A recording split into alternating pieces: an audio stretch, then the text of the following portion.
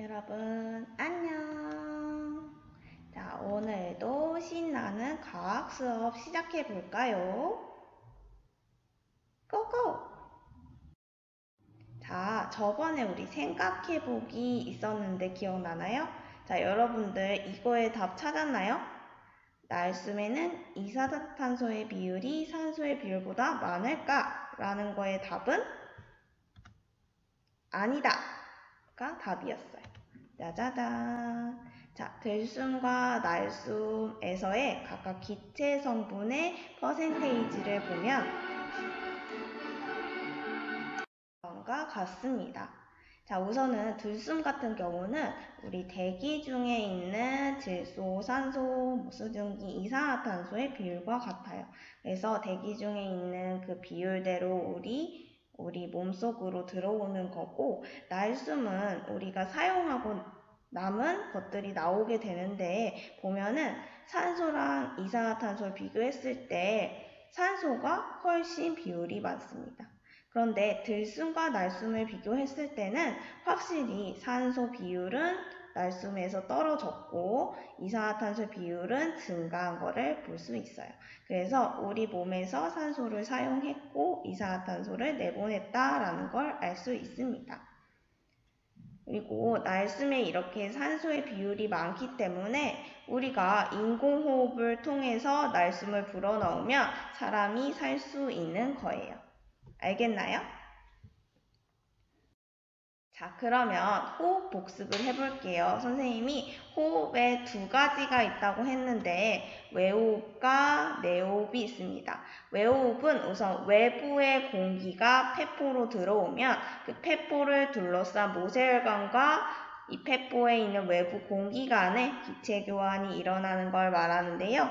외부의 공기가 당연히 산소 비율이 높고 이산화탄소 비율이 낮겠죠. 그래서 산소는 모세혈관 쪽으로 이동을 하고 이산화탄소는 폐포 쪽으로 이동을 해서 다시 날숨으로 빠져나가는 겁니다. 그래서 외부의 공기와 기체 교환을 한다 해서 외호흡이라고 하고요. 그리고 내호흡이 있었죠. 내호흡은 우리 몸 안에서의 기체 교환을 생각을 하면 돼요. 그래서 산소를 받아서 산소 비율이 높아진 혈액이 혈관을 따라서 다시 심장으로 들어갔다가 대동맥을 거쳐서 온몸으로 다시 전달을 받게 되죠. 그 온몸으로 갈 때는 대동맥에서 모세혈관으로 이동을 할 거예요. 그래서 모세혈관이 각각의 조직세포에다가 연결이 되어 있어서 그 조직세포에 필요한 어떤 물질들을 제공을 해주는데요. 이때 산소, 영양소를 제공을 해주고 조직세포에서 만들어진 이산화탄소와 노폐물들은 다시 혈관을 통해서 혈액 쪽으로 이동을 해서 다시 제거를 해주는 거죠. 이런 이산화탄소와 노폐물 같은 것들은 제거를 해줍니다. 그리고 내호흡 중에서도 세포호흡이라는 게 있어요. 우리 광합성 할 때 배웠던 거 기억나나요? 세포호흡. 식물과 에너지 단원에서 우리 세포호흡이라는 거 배웠었죠. 세포호흡은 영양소와 산소를 사용을 해서 세포가 이 영양소를 분해를 하면서 에너지를 내는 과정이었어요. 그 과정에서 이산화탄소와 물이 만들어지게 되죠. 그래서 세포에서 영양소가 산소와 반응해서 물과 에너지로 분해되면서 나오는 에너지를 얻는 과정이 바로 세포호흡입니다. 이런 세포호흡은 세포에서 일어나는 기체 교환이다 해서 세포호흡이라고 하고 뿐만 아니라 내호흡에 해당되는 겁니다. 이거에 대해서는 다음 시간에 좀 더 자세히 배우도록 할 거예요. 자, 그러면 이 물과 이산화탄소는 혈관을 통해서 제거되어야 하겠죠. 혈관을 통해서. 그렇다면 어떻게 제거가 될까요? 이런 노폐물들은 어떻게 제거가 될까요? 그거를 오늘 보도록 할 겁니다. 바로 오늘은 노폐물을 내보내는 배설계에 대해서 배워보도록 합시다.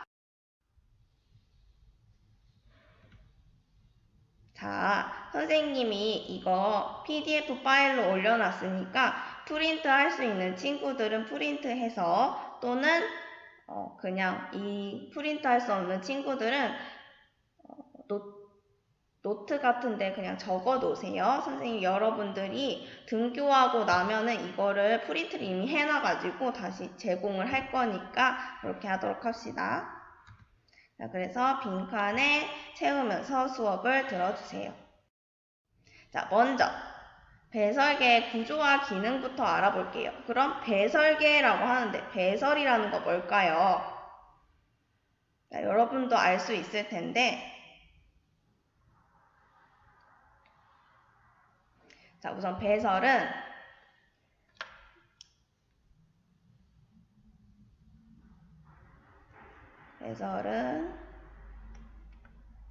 노폐물을 몸 밖으로 내보내는 과정이에요. 아까 선생님이 노폐물은 그럼 어떻게 하지? 라는 질문을 했었잖아요. 노폐물을 배설하는 몸 밖으로 내보내는 과정인 이 배설에 대해서 배우면 되는 겁니다. 그래서 세포에서 우리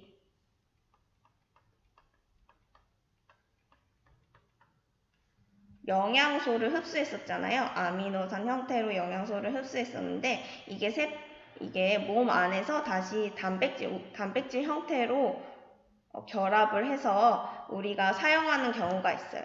근데 이 단백질을 우리가 필요할 때는 만들었다가 다시 필요 없을 때는 분해를 하겠죠. 이때 세포에서 단백질이 분해가 되는데 이 단백질이 분해될 때는 암모니아라는 게 만들어진대요. 여러분 암모니아가 뭔지 아나요? 이거 기억나요? NH3?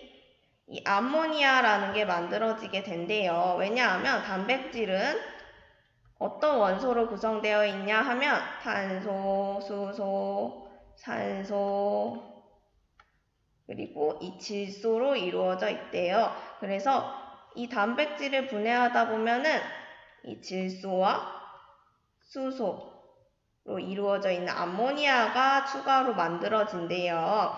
그래서 이 암모니아를 제거를 해야 되는데 이 암모니아가 되게 독성이 강해요.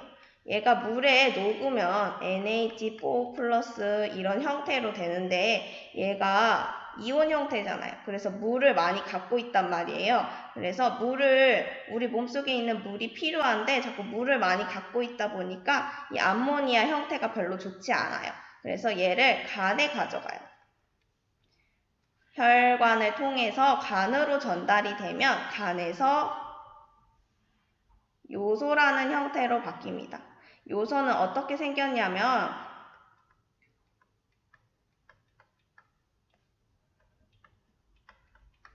이런 식으로 생겼대요. 되게 대칭적으로 생겼죠. 이런 분자구조식 이런 거는 여러분들 몰라도 됩니다. 그냥 선생님 설명하려고 나타낸 건데 이런 식으로 생겼대요. 그래서 되게 안정적이고 물을 뺏지 않는데요. 그래서 요소 형태로 바꿔줘서 독성을 약화시킵니다.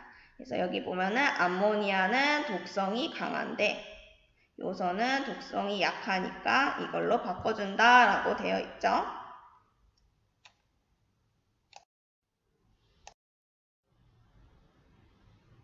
자, 그러면 배설계에 대해서 알아보도록 할게요. 자, 우선 배설계라는 거는 배설의 기능을 담당하는 기관계인데요. 그러면 이 기관계에 속하는 기관들은 뭐냐 하면은 우선은 콩팥이라고도 하고 신장이라고도 하죠. 콩팥, 오줌관, 방광, 요도들로 이루어져 있대요. 자, 볼까요? 자, 이렇게 콩팥 같은 경우는 콩같이 생겼어요. 이렇게 콩같이 생겨가지고 우리 등 쪽 허리에 여러분 주먹만한 이 콩팥이 두 개가 이렇게 양옆에 대칭적으로 있습니다. 그리고 이 콩팥과 연결되어 있는 긴 관이 있는데요. 이걸 오줌관이라고 한대요. 이 오줌관은 방광, 여러분들 많이 들어봤죠? 방광과 연결되어 있는데 방광에 우리 어떤 기능이 있죠? 맞아요. 오줌을 저장을 하죠. 그래서 방광에 오줌을 저장을 하고 결국 이 저장된 오줌은 요도를 따라서 우리가 소변 형태로 나오는 거겠죠? 소변 형태로. 그래서 배설계에 속하는 기관들은 콩팥, 오줌관, 방광, 요도 이렇게 4가지가 있습니다. 자, 그러면 먼저 콩팥의 구조부터 알아볼게요. 콩팥은 주먹만 하대요. 주먹만 해가지고 양쪽에 하나씩 있는데 얘는 오줌을 만드는 기능을 합니다. 콩팥의 구조를 살펴보면 우선은 겉질, 속질, 깔때기로 구성되어 있어요. 자, 이 주먹만한 콩팥을 단면을 잘랐다고 해보면 이렇게 잘랐다고 해보면 여기 부분, 여기 좀 진한 부분, 여기 덜 진한 부분이 겉질이고 여기 진한 부분, 여기가 속질이고 이 속질 안쪽에 이 부분, 색깔이 다르죠? 이 부분이 콩팥 깔때기라고 해서 신우라고도 합니다. 그래서 신우 같은 경우는 오줌을 임시적으로 저장하는 역할을 해요. 이건 임시적으로 저장하는 거예요. 신우에서 모은 오줌이 오줌관을 통해서 어디로 가죠? 방광으로 갑니다. 그리고 이때 콩팥과 연결되어 있는 혈관을 보면 여기 콩팥 동맥이랑 콩팥 정맥이 있죠. 우리 심장에서 나온 혈액이 이동하는 관을 뭐라 그러죠? 그렇죠. 동맥이라고 하죠. 이 동맥, 콩팥에 연결되어 있는 동맥을 콩팥 동맥 또는 신동맥, 신장이라고도 한다고 했잖아요. 신동맥이라고도 하고, 그리고 이 콩팥을 지나서 결국 노폐물이 제거된 혈액이 흐르는데요. 그거는 다시 심장으로 가겠죠. 그거를 우린 정맥, 심장으로 가는 혈관을 정맥이라고 하고 콩팥의 정맥이니까 콩팥 정맥이라고 하고 이것도 마찬가지로 신정맥이라고 하기도 합니다. 그래서 이렇게 정맥과 연결되어 있다. 그리고 콩팥 겉질과 콩팥 속질에는 오줌을 만드는 단위인 네프론이라는 게 있어요. 결국 신장에서 콩팥에서 오줌이 만들어져서 그게 방광으로 가서 우리 몸 밖으로 내보내지는 거잖아요. 그래서 오줌을 만들어야 되는데 그런 기본 단위를 네프론이라고 합니다. 네프론.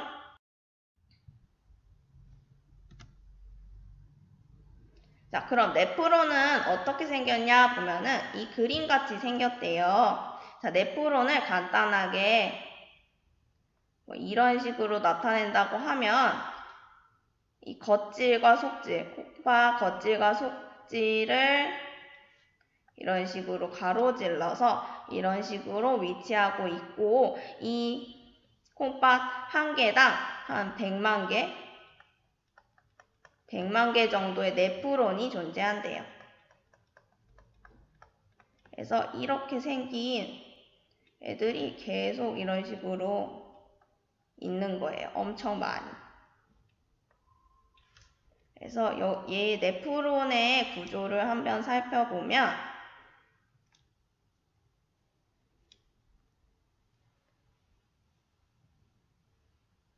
사구체, 고먼주머니, 그리고 세뇨관이라는 걸로 구성이 됩니다.